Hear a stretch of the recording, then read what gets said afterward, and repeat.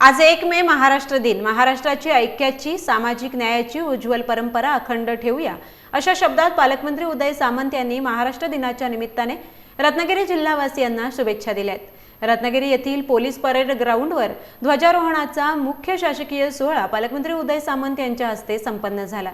यावेळी जिल्हाधिकारी एम देवेंद्र सिंह, मुख्य कार्यकारी अधिकारी कीर्तिकिरण पुजार, पोलीस अधीक्षक धनंजय कुलकर्णी, अप्पर जिल्हाधिकारी शंकर बर्गे, अतिरिक्त पोलीस अधीक्षक जयश्री गायकवाड, निवासी उपजिल्हाधिकारी चंद्रकांत सूर्यवंशी, उपजिल्हाधिकारी सर्वसाधारण शुभांगी साठे, जिल्हा पुनर्वसन अधिकारी मारुती बोरकर, उपजिल्हा निवडणूक अधिकारी राहुल गायकवाड, जिल्हा नियोजन अधिकारी सत्यविनायक मुळे, प्रांताधिकारी जीवन देसाई, तहसीलदार राजाराम म्हात्रे आदी उपस्थित होते।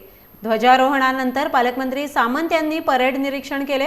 परेड कमांडर पोलीस निरीक्षक रमेश निकम यांच्या नेतृत्वाखाली पोलिसांनी संचलन केले। यामध्ये विविध पोलीस पथकांसह बँड पथक, श्वान पथक, अग्निशमन दल आदींचा समावेश होता।